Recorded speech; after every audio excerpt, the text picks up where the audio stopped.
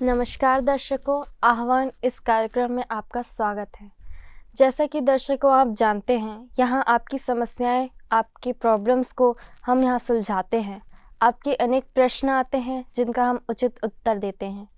ऐसे ही इस कार्यक्रम में हम यहाँ पर आपकी समस्याओं का समाधान करने आए हैं। इस एपिसोड में हमारे साथ यहाँ उपस्थित है राजयोगिनी अनीता बहन। नमस्कार अनीता बहन, आपका इस कार्यक्रम में स्वागत है। ओम शांति। ओम शांति। दीदी, जैसे कि हम जानते हैं, मनुष्य के जीवन में बहुत सारी समस्याएं होते हैं, प्रॉब्लम्स होते हैं। कई बार वो समस्याओं को सामना तो करता है, पर कई बार उससे भागता भी है। कई बार वो सामना करता है पर वो खुद में ही घुटता जाता है। कई बार वो डिप्रेशन में आ जाता है। कई बार वो दूसरों से सलाह चाहता है। ऐसे कई लोग हैं जो कई प्रश्न लेकर आते हैं। ऐसे कई प्रश्न हमारे पास आए हैं, जिसमें से एक प्रश्न है बहन भारती का। वो कहती हैं, मैं गरीब घर से हूँ, लोगों के काम कर, घर के काम करके पैसे कमाती हूँ। बहुत कम कमाई होती है, घर का रोजी रोटी नहीं चल पाता।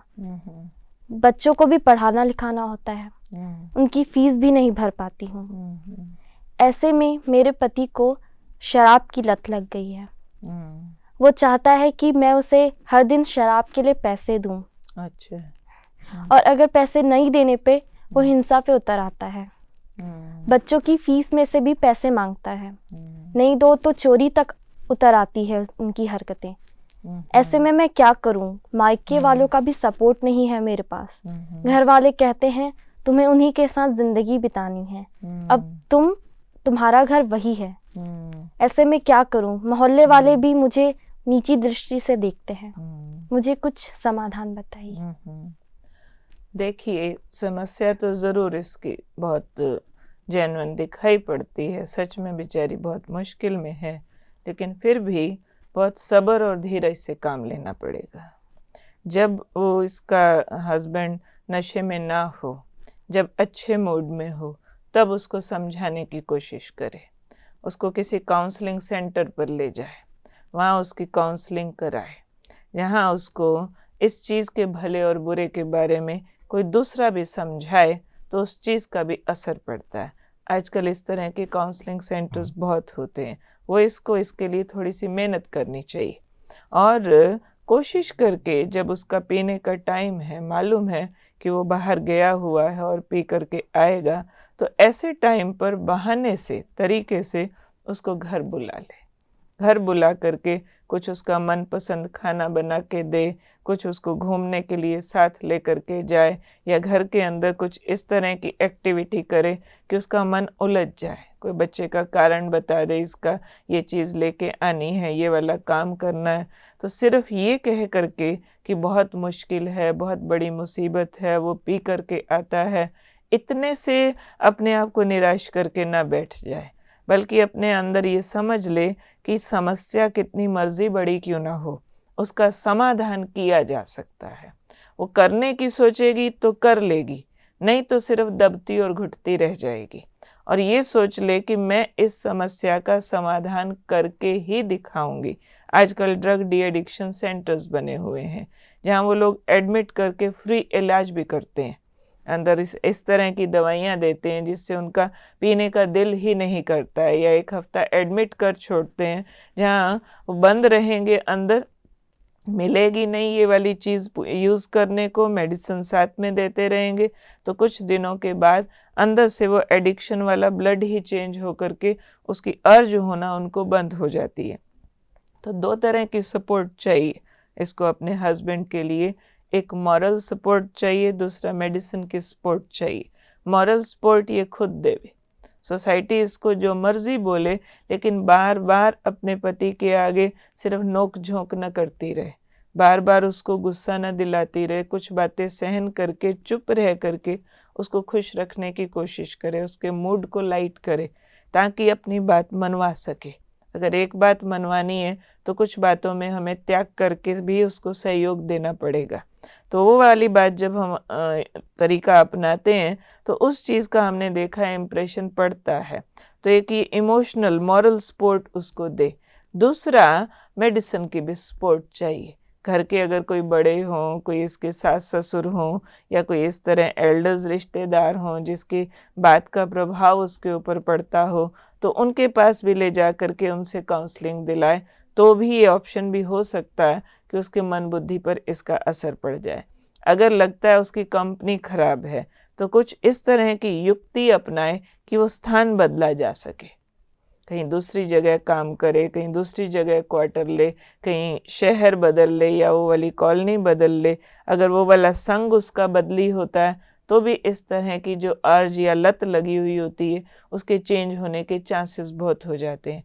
चौथा ऑप्शन इसमें ये हो सकता है कि अगर हस्बैंड काम नहीं करता है तो उसको उसका कोई मनपसंद काम खुद मेहनत करके दिलाए जिसमें उसकी रुचि बैठती हो। हर मनुष्य के अंदर कोई ना कोई इमोशनल एस्पेक्ट होता है, कोई ना कोई उसके अदर इंटरेस्ट होते हैं।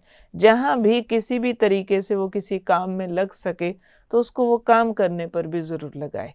अगर वो काम भी करेगा तो भी उसका ध्यान बदली हो जाएगा, क्योंकि नहीं तो खाली दिमाग शैतान का घर होता है। काम नहीं करता है तो बार बार उसका दिमाग फिर वही सुस्ती वाली चीज़ मांगेगा, पिए और सारा डल हो जाए और उसके बाद कुछ करने की चिंता उसको नहीं रहे। तो कुल मिला के इस बहन को हम ये समझाते हैं कि अपने हस्बैंड के सुधार के लिए खुद कमर कस ले, हिम्मत न छोड़े और लगातार लगी रहे तो रिजल्ट आ सकते हैं अच्छे। दीदी ऐसा भी होता है कि वो घर का काम करती है, दूसरों के घर का काम करती है, वो मतलब बाहर रहती है घर से, मतलब काफ़ी टाइम वो घर से बाहर है, और इस बीच अगर उसका पति पीने जाए तो वो तो रोक नहीं पाएगी, वो चुप चुप के भी जा सकता है, वो बताएगा नहीं। ऐसी सिचुएशन में उनको क्या करना चाहिए, क्योंकि वो काम तो छोड़ नहीं सकती, ऐसे सिचुएशन में क्या करना चाहिए? ज़रूरी बात है उसके लिए उसको कुछ न कुछ टाइम खींच के भी निकलना पड़ेगा, बिना किए काम चलेगा नहीं। रोजी रोटी के लिए भी जो काम कर रही है उसमें भी कुछ ज़रूर छुट्टी करे, चाहे थोड़ी करे तो भी उसकी तरफ अटेंशन रखे। अगर ये अपनी बुद्धि के अंदर ये स्वीकार कर ले कि मैं कर सकती हूँ तो टाइम भी मिल जाएगा। अगर ये समझ लेगी कि मुझे टाइम नहीं मिलता, ये बिगड़ा हुआ है, घर बिगड़ा, बच्चे बिगड़े हैं, नहीं हो सकता, तो नहीं हो सकता। अपनी इच्छा शक्ति जागृत करे कि मैं कर सकती हूँ, मैं करना चाहती हूँ, तो टाइम भी मिल जाएगा। जिनके घरों में काम करने जाती है उनसे भी हेल्प ली जा सकती है इस तरह की। जी जी, जैसा उन्होंने कहा कि वो चोरी भी करते हैं, कई बार पैसे न देने पे मांगते हैं, नहीं दिया तो चोरी करने लग जाते हैं, बच्चों की फीस में से भी चोरी करते हैं। तो ये जो चोरी का शब्द है या संस्कार है, क्या वो उस गरीबी से आया है या फिर शराब के नशे में ये काम करते हैं? दोनों ही कारण है। नशा भी खींचता है तो पैसा चाहिए ज़रूर उसको पीने के लिए, गरीबी है इसलिए भी बुद्धि जाती है चोरी की तरफ। दोनों ही कारण हो सकते हैं। तो गरीबी भी तब ठीक होगी जब कुछ काम करेगा, कुछ काम करेगा तो भी नशे की आदत कम हो सकती है। तो इसलिए कुछ काम में लगे और फिर हो सके तो किसी अच्छे सत्संग में लेकर के जाए उसको। इसको अपने हस्बैंड का दोस्त बनना पड़ेगा, उसका सहयोगी बनना पड़ेगा। सिर्फ नफ़रत नहीं करे, एक बात ध्यान में रखे। अगर नफ़रत करेगी और वो पी के आया फिर उसके साथ झगड़ा करेगी तो वो नेक्स्ट डे फिर ज़रूर पीने चला जाएगा। उसको अपने घर का वातावरण पसंद नहीं आएगा तो बाहर भागेगा। घर में एक अच्छा वातावरण बना के दे तो उससे भी उसकी आदत को चेंज होने में बहुत चांसेस हैं कि हेल्प मिलेगी। जी, तो जैसे इन्होंने बताया कि वो शराब के नशे में रहते हैं, तो ये जो संस्कार है, ये जो हैबिट है, अगर वो कहीं काम करने जाते हैं तो क्या उनके लिए वो नुकसान है? क्योंकि ये तो अपना काम नहीं करेंगी, कई लोग कामचोरी भी करते हैं। कई बार ये जो चोरी का संस्कार है, जहाँ वो काम करने जाएंगे, ये वहाँ भी दिख सकता है। तो ऐसी सिचुएशन में क्या होना चाहिए? वो तो आगे जब जाएगा, काम करेगा तो पता चलेगा ना कि चोरी करता है या नहीं करता है। हम पहले ही क्यों इस बात को सोच लें कि जहाँ जाएगा और चोरी करेगा। ज़रूरी नहीं है ना कि वो जाकर के चोरी करे, पहले उसको ज़रूर आजमाना चाहिए। पहले से ही अगर कह दिया कि जहाँ जाएगा चोरी करेगा, जहाँ जाएगा लड़ाई करेगा, तो नहीं होगा। इसके लिए उसकी महिमा करे, उसको अप्रिशिएट करे, तो अप्रिशिएट करने से उसका अंतर पड़ सकता है। जी। जैसे माता पिता होते हैं, उनका संस्कार, उनका जो आदत है, उनकी जो दिनचर्या है, वो बच्चों पे प्रभाव डालती है। तो ये जो घर का सिचुएशन है, जो टेंशन भरा, क्या ये बच्चों पर इफ़ेक्ट करेगा? क्योंकि बच्चों को यही संस्कार मिलेंगे, माँ बाप को देखेंगे, पिता को देखेंगे कि वो चोरी करते हैं, शराब के नशे में आते हैं, हिंसा करते हैं, तो ये बच्चों पर कितना प्रभाव डालेगा? पूरा डाल सकता है। ज़रूरी बात है, माँ बाप जैसे होंगे बच्चे के ऊपर उसका असर आएगा ही आएगा, बशर्ते बच्चा कुछ पिछले जन्म से ऐसी स्ट्रांग आत्मा आई हो तो ना असर हो, नहीं तो असर तो ज़रूर होता है। इसलिए सबसे पहला ध्यान इस बहन को अपने हस्बैंड की आदत सुधारने की तरफ देना चाहिए। जी। क्या अलग होना उनके पति से ये एक सही डिसीज़न होगा उनके लिए या उनकी लाइफ के लिए या बच्चों के लिए? वो लास्ट ऑप्शन है। पहले तो अपने हस्बैंड को सुधारने के लिए सब तरह के तरीके यूज़ करें। फिर भी अगर बिल्कुल बात सिर से पार हो जाती है, तब इसके बारे में उसको अपने पेरेंट्स की राय से, अपनी कमाई का हिसाब देख करके, अपनी सोसाइटी को देख करके फिर इस तरह का कुछ विचार कर सकती है, सीधा नहीं। जी। और इन्होंने कहा कि मायके वाले उनका साथ नहीं देते हैं। ये सोचते हैं कि अब तुम्हारा ससुराल ही तुम्हारा घर है। तो ये जो थिंकिंग है वो कहाँ किस हद तक सही है? क्योंकि अगर माता-पिता अपने बच्चों को या अपनी बेटी को शादी कर देते हैं किसी के साथ, तो वो ये सोचने लगते हैं कि अब हमारा काम यहाँ ख़त्म हुआ, हमारी ज़िम्मेदारी बस इतनी ही थी। अब तुम जानो, तुम्हारा काम जाने। नहीं, ऐसा नहीं होता है। जी। ये भी फिर इंसानियत नहीं है। माँ बाप को अपनी बेटी के साथ ज़रूर हमदर्दी रखनी चाहिए। जहाँ उसको शादी करके भेजा, अगर सेटलमेंट नहीं हो रही है, वो फैमिली में उसका व्यवस्था ही ख़राब है, तो ज़रूर माँ बाप को सहयोगी बनना चाहिए। ये भी अगर जा कर के रिक्वेस्ट करे या उनको इमोशनल करे, तो हो सकता है कि उनके ये वाले जो सारे बयान हैं वो बदल सकते हैं। जी। जी, जैसे आसपास का माहौल, सामाजिक जो माहौल बना हुआ है कि लोग उनको नीची दृष्टि से देखते हैं कि इसका पति तो ऐसे आता है, इनसे दूर रहना चाहिए या इनसे ज़्यादा बातचीत नहीं करनी चाहिए, क्या पता इनको देखकर हमारे बच्चे भी बिगड़ जाएं।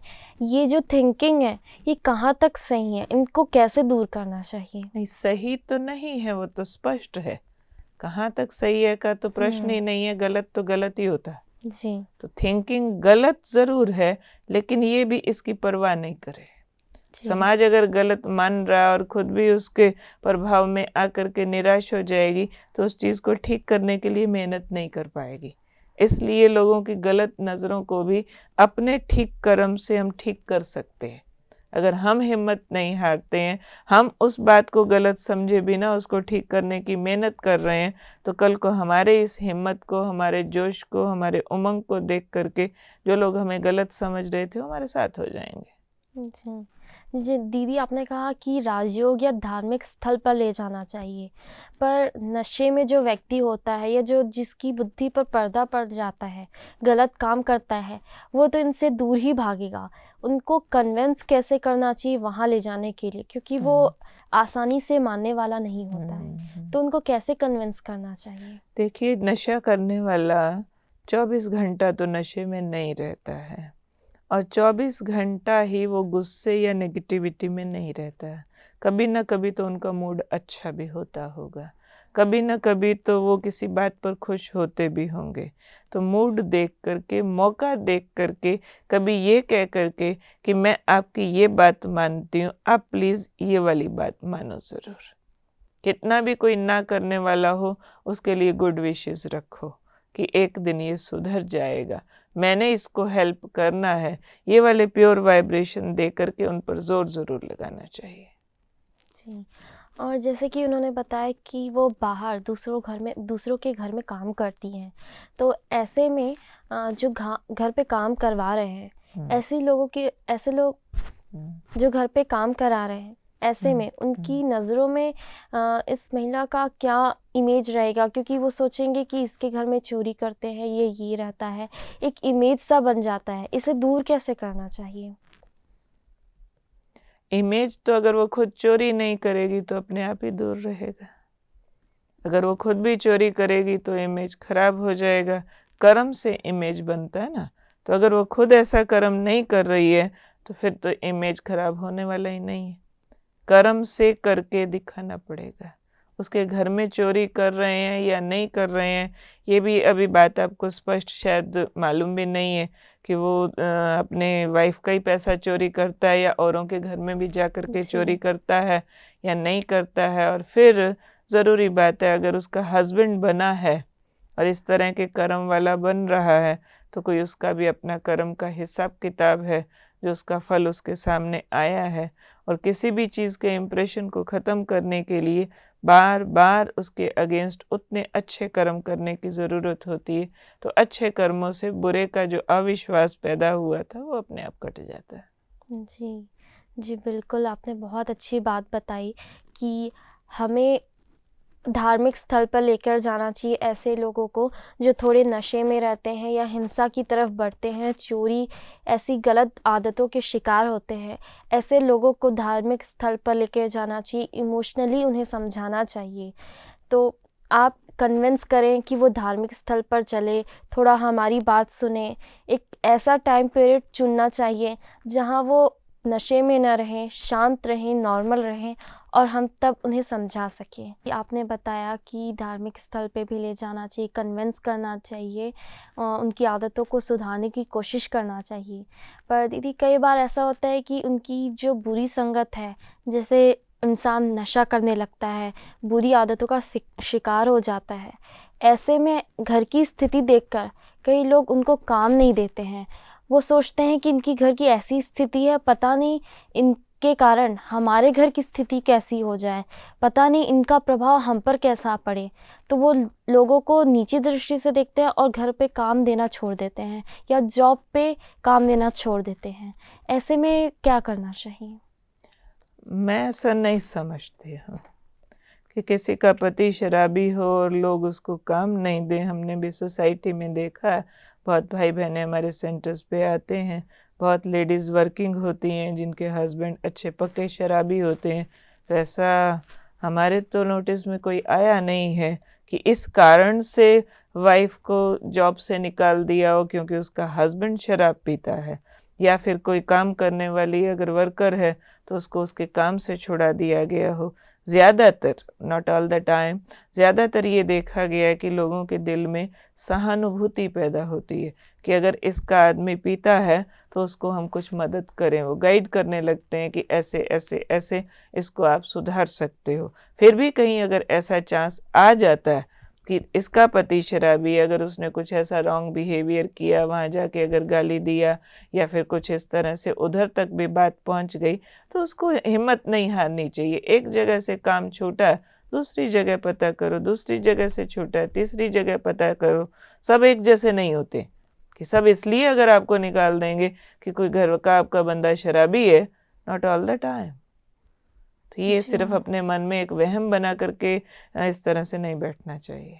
जी दीदी, जैसा कि आपने कहा रिहैब में जाने की बात कही कि वहाँ जाएंगे तो थोड़ा व्यवहार में चेंज आएगा, लोग दवाइयाँ देते हैं, वहाँ सुधार करते हैं। कई बार ऐसा होता है कि लोग वहाँ से सुधर कर निकलते हैं, पर कई बार ऐसा होता है कि वो वहाँ उस समय तक तो सुधर जाते हैं पर वहाँ से बाहर निकलते हैं, लोगों की संगत में फिर से आते हैं, बुरे लोगों की संगत में आने लगते हैं, तो उनका आकर्षण फिर से उनकी तरफ जाने लगता है। होता है, ज़रूर ऐसा होता है। जी। तो ऐसे में भी हिम्मत नहीं छोड़नी चाहिए। जी। फिर बार बार भी उधर ले जाया जा सकता है। कुल मिलाकर के ऐसी आत्माएं कमज़ोर होती हैं, जी। उनको कोई ना कोई सहारा चाहिए, नशे का सहारा, या जैसे हमने कहा कि उसको अच्छे संग से भी ठीक किया जा सकता है। दूसरा इसका, ये तो फिर भी मेडिसिन वगैरह टेम्परेरी सॉल्यूशंस हैं। उसका परमानेंट सॉल्यूशन तो होता है स्पिरिचुअलिटी। स्पिरिचुअलिटी एक एम्पावरमेंट है। कोई अच्छा ऐसा संग मिले जो वैल्यूज़ वाला पर्सन हो, जहाँ सत्संग की बातें हों। सत्संग मतलब ही क्या? फाइनल ट्रूथ्स ऑफ लाइफ, ज़िंदगी की सच्चाइयों से भागने वाले लोग ही नशा करते हैं और इस तरह की चीज़ों का सहारा लेते हैं, क्योंकि उनमें इतनी ताकत नहीं है कि कोई हार्ड फैक्ट्स का सामना कर सके। तो जैसे जैसे उनको आध्यात्मिक ज्ञान प्राप्त होता है, एक शक्ति अंदर पैदा होती है, एक ऐसी ऊर्जा पैदा होती है जिससे वो नेगेटिविटी का जो फोर्स है उसको आंसर कर सकते हैं। तो इस बहन को हम ये कहना चाहेंगे कि परमानेंट सॉल्यूशन के लिए कैसे भी मनाकर, समझाकर, रिझा करके कोई ना कोई मेडिटेशन सेंटर पर ले जा करके उसको मेडिटेशन सिखाए। उस ज्ञान के द्वारा जो अंदर खुशी और शक्ति की प्राप्ति होती है उससे ज़िंदगी आसान लगने लगती है, ज़िंदगी में समस्याओं का बोझ अनुभव नहीं होता, तो वो वैसे ही मनुष्य हल्कापन फील करने लगता है। तो उसको हल्का बनने के लिए, समस्याओं से भागने के लिए फिर इस तरह के नशों का सहारा लेने की ज़रूरत नहीं पड़ती है। हाँ दीदी, कई बार सर्वेंट्स घर पे काम करते हैं तो मालकिन या मालिक के लिए ये परखना कि वो सच में ऐसी कंडीशन में है या मनगढ़ंत कहानियाँ कह रहा है, ये परखना कैसे कैसे परखा जाए कि वो सच बोल रहा है या झूठ बोल रहा है? तो उसमें देखो, परखने के कई तरीके हैं। कुछ दिनों में ही पता चल जाता है कि कोई एक बात पे झूठ बोल रहा है तो 4 बात पे और भी बोलेगा, बहाना लगा के छुट्टी करेगा या कोई बीमारी के बात कह के पैसा लेकर के जाएगा। तो एक का कई प्रोजेक्शंस होती हैं, उससे भी पता चल सकता है। दूसरा तरीका, घर जा कर के उसके हस्बैंड से भी मिला जा सकता है। उतना भी टाइम न हो तो फिर थोड़ा सा पॉज करके उस बात पर विचार करना चाहिए, और ऐसे नहीं कि काम कराया नहीं और पैसा दे दिया, थोड़ा रुक करके देना चाहिए। ऐसे भी हम नहीं कहते कि नहीं देना चाहिए, कहीं जेन्युइन प्रॉब्लम्स भी होती हैं, और ऐसे भी हम नहीं कहते फटाक से बिना सोचे समझे दे देना चाहिए। उसमें भी पॉज एंड पॉन्डर, थोड़ा देख करके, परख करके, फिर व्यक्ति को समझ करके उस हिसाब से दो। दीदी, क्या हम ऐसा कर सकते हैं कि हमारे घर में जो सर्वेंट्स काम कर रहे हैं उनकी लाइफस्टाइल में कुछ चेंजेस लाए, या फिर हमारे कुछ ऐसे कदम जिनसे उनकी ज़िंदगी में कुछ अच्छा हो सके, ऐसा कुछ हो सकता बहुत है? अच्छा, ये थॉट ही बहुत अच्छा है। अगर कोई लोगों के दिल में इस तरह से हमदर्दी पैदा हो जाए कि अपने यहाँ काम करने वालों के लाइफस्टाइल में हमने इम्प्रूवमेंट करनी है, इससे तो अच्छी सोशल सर्विस कोई है ही नहीं, और बहुत कुछ कर सकते हैं। अगर वो एजुकेटेड नहीं है तो अपने घर का काम अगर 2 घंटा कराते हैं तो उसमें 15 मिनट बैठ के उसको पढ़ाओ। उसके पढ़ने से उसका ब्रेन डेवलप होगा, अपनी समस्याओं का आंसर निकालना उसको खुद आएगा। उनके घरों में जा कर के चक्कर लगाओ, अगर उनको घर ठीक से साफ़ नहीं रखना आता है तो वो तरीका सिखाओ। महंगी चीज़ लेकर के आते हैं, 4 दिन में ख़राब कर देते हैं। एक चीज़ को लंबे टाइम तक संभाल करके कैसे यूज़ किया जा सकता है, कम से कम साधनों का बढ़िया उपयोग कैसे किया जा सकता है, इस तरह की ट्रेनिंग दिलाओ। सोसाइटी में आजकल बहुत कुछ उपलब्ध है, कहीं कम से कम खर्चे में बच्चों को अच्छी एजुकेशन दिलाई जा सकती है। इस तरह के बिगड़े हुए आदमी को भी कहीं किसी सुधार गृह में डाला जा सकता है, वहाँ उसकी सेवाएं ली जा सकती हैं। सरकार की तरफ से आजकल लेडीज़ के प्रति बहुत कानून है, उनको इस तरह से कुछ मुआवजा, कुछ फ्री चीज़ें इस तरह से दिला करके, कहीं सिलाई की ट्रेनिंग दे करके जो गवर्नमेंट की तरफ से बने होते हैं, कहीं आंगनवाड़ी बनी हुई है, कहीं सिलाई स्कूल बने हुए हैं, इस तरह के लोगों के सुधार के लिए तो बहुत कदम उठाए जा सकते हैं। और ये संकल्प भी बहुत अच्छा है, जिसको इस तरह के महान संकल्प आए तो उनके लिए तो थैंक्स है। जी दीदी, आपने बहुत अच्छी बात कही। दर्शकों, जैसा कि आपने सुना होगा, अगर कोई ऐसी बुरी संगत में है या नशे में है या गलत काम कर रहा है, चोरी या फिर हिंसा, तो ऐसे इंसान को हम प्यार से इमोशनली समझा सकते हैं। एक सही समय देकर उन्हें प्यार से समझा सकते हैं, उन्हें धार्मिक स्थल पर भी लेकर जा सकते हैं, हम अपने घर की स्थिति संभाल सकते हैं। जी, इसी के साथ समय पूरा होता है और हम इस कार्यक्रम से अलविदा लेते हैं। दीदी, आप यहाँ आई, आपने अपना अमूल्य समय यहाँ दिया, लोगों की समस्याओं को समाधान किया, इसके लिए आपका बहुत बहुत शुक्रिया। ओम शांति। ओम शांति। नमस्कार दोस्तों।